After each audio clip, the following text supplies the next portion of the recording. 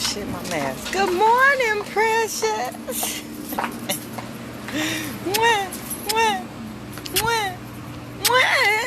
I know that walk back to the car be something, don't it? To get that mask, I know.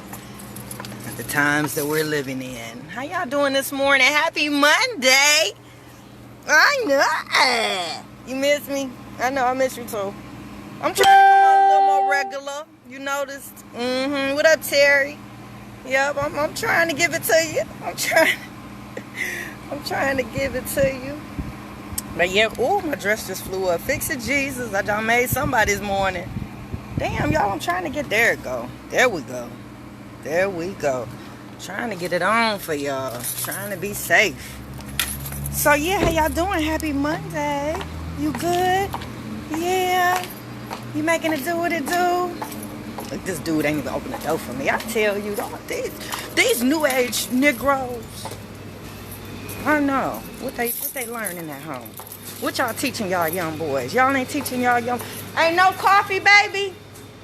Hey, sugar, no coffee? Oh, fix it, Jesus. I came here the other day. Some man was here. Oh, shit, that's him. Girl walking slow. Didn't have no coffee made. I'm like, what type of... Okay. I'll see y'all tomorrow. Yeah, what y'all teaching y'all young men? They don't hold the door open no more. None of that. None of that. Y'all is not teaching these young men how to be gentlemen. And you know why y'all not teaching them that? Because y'all daddies is not in the house and around. These mamas is raising these little boys. And when I tell you, this is a prime example. Because I get all, and this ain't even what I want to come on and talk about. But this is a prime example when I tell y'all a man cannot raise a boy to be a young lady, and a lady cannot raise a boy to be a man. I said it, okay? So jump in my inbox, do what you feel. I don't care. I'm telling you the real, babe. We can't do it because that's some of the things that's being lax when it comes to these children. Like women, y'all is not teaching these young boys. Some of y'all might be, because I know I did. I taught my young men about opening the door, everything that they needed to know about being a gentleman. I tried to teach that, but it's hard, man. It's so hard for a woman to do that. Like, young men has to see men doing things. They have to see the man open the door. They have to see dad doing those type of things. And that's, but that's another story. I came on today, y'all, because I actually got 5 parents, couples, that are actually willing to join. So that's 10 people. Yeah, DPS education on at its finest, I know. So 5 couples have agreed to sign up for the parenting workshop, guys. So now this is becoming a reality, okay? Like, I done already put it together.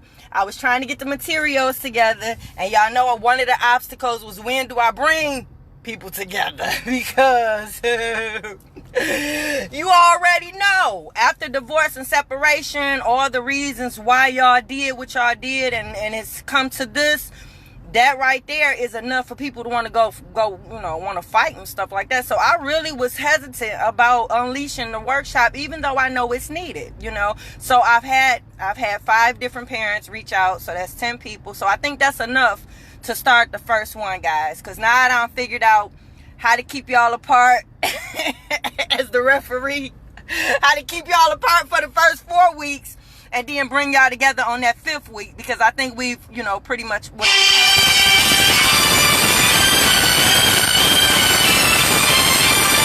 covered enough to where you guys won't be ready to go to blows when y'all finally physically see each other in that 5th week. I think we've covered it. We would have covered enough on the Zoom to where for those first 4 weeks that I think we would be good coming into the 5th week and meeting inside the office, because we have a classroom setting set up in our office right there on Greenfield and Grand River, where the Foreman Mill's at. You know where it's at, 15400 Grand River. Yep, on the 2nd floor in the Strather Academy. Yep, that's where I be hiding at. That's where I'm on my way to now, guys. Yep. Oh, damn, I didn't get my coffee.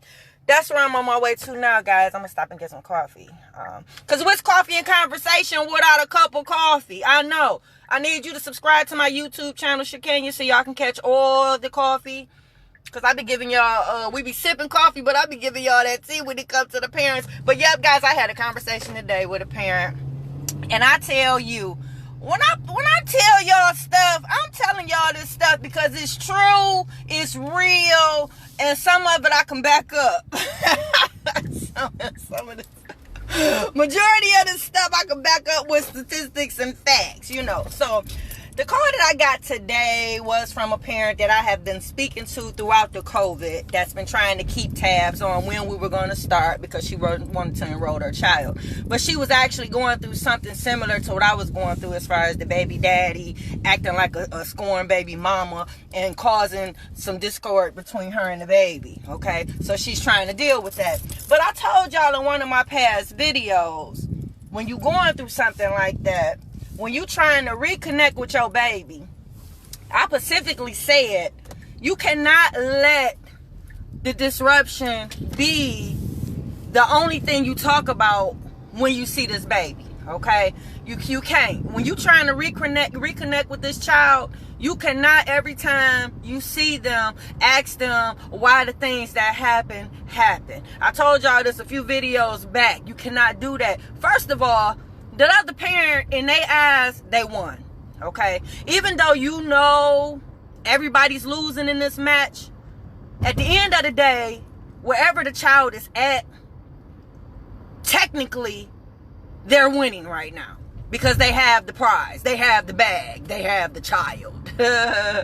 So with that being said, you have to tread lightly when you talk about those other individuals that's involved. You have to tread real lightly because they're on the winning end right now. They're on the winning spectrum. So if you're doing and saying things that's going to cause hardship or feelings against those individuals with that child, chances are you're going to lose that child's attention. Chances are the child ain't going to be able to answer those questions anyway. And I told y'all that in the last video. It's going to be hard for that child to even articulate what happened, why it happened. They can give you a couple of little things, but I told y'all already, if you looking for some type of closure in that way, chances are you're not going to get it. The only way you're going to get the closure you're looking for is when you talk to that other parent. And that's why I added that last week on. Even though everybody might not sign up for this workshop that really need it, I did add that last workshop on so that apologies can be given out between the parents to that child, because that child needs to hear that. That child needs to hear the reason why they're going through what they're going through, why they've been going through what they've been going through, and they need to hear it from you.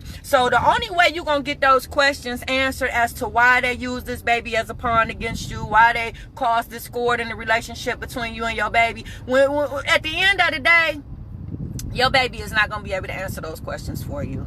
You're going to have to get those questions answered from that daddy or that mama that you're going through all this turmoil with. I know. That's why it's so important to have communication between the two when it comes to the baby. It's like, and it's not, I mean, and it is all for the baby, because chances are y'all don't want to deal with each other no more. You ain't got shit to say to them. Oh, this is a Christian show. You ain't got nothing to say to them for real in your mind anyway, because the personal is just, over with. But at the end of the day, if you have children involved with that person, y'all got plenty to talk about. Y'all got a whole lot to talk about. Y'all got to talk just as much as y'all would talk if y'all was together. I know. So the whole purpose of this workshop is to help you create a new relationship. That way you guys can develop some type of open line of communication, because it's much needed when it comes to this baby. This baby can't be raised on just one parent alone. Unfortunately we have parents out there, but I'm hoping that they're doing that because maybe death is the only reason why they're raising these babies alone. And then I'm hoping at that point the Lord normally put people in place to replace, you know what I mean, in a loss in that matter. But if you just out here willy-nilly just raising your baby alone because you ignorant as hell and you don't want to deal with the baby daddy or the baby mama, that right there, that ain't cool, baby. You teaching your baby a whole lot of bad habits. That's what the hell you doing, first off. But yeah, so I'm telling her, and she crying and shit because excuse me. I'm sorry, it's too early for the language. She crying, and I'm trying to console her the best way I can. And that is the most hardest thing to do, to console a parent when they're crying over the loss of their baby in whichever way, whether it be through death or whether it be through the loss of this situation with the two parents at each other. You know what I mean? So, yeah, but it's like, I done already told you don't do that. And it seemed like every conversation she had with that child, that's what she was bringing up. You know what I mean? She would bring up and try to get the baby to answer questions. Then the baby don't want to talk to her no more. The baby just shut down. And that's what's going to happen. My baby did that. And my baby is old enough to know, and she's smart enough to articulate how she feel. But because of everything that happened, the age that she was when it happened, you know, she's playing on me like she don't really know. So it's like, I don't make that the topic every time I see her. You know what I mean? Like, I'm so busy trying to reconnect, trying to get her back in so many words, and I'm trying to find ways of doing that. But I can tell you this, I'm still trying to figure it out. But one thing I can tell you for sure, you cannot get the answers that you're looking for out that baby. So please don't make that your main focal point every time you talk to your child when you're trying to reconnect. Okay? Please don't do that, because all that's going to do is push that baby away, because you got to keep in mind, them other people is winning right now. So if you talking about those other people or talking against those other people, you know, you're going to make that baby shut down. That baby not going to want to say nothing to you, because at this time that baby is over there with those people. I'm quite sure. If you're in a situation that I'm in, the baby is with those others, you know. So you cannot, I repeat, when you're trying to reconnect with your baby after something has happened and caused distance, especially if it happened with the other parent using that baby as a pawn and using that baby against you, please, when reconnecting, do not bring up the incident every conversation. We're going to have to talk about it. I'm not telling you not to talk about it.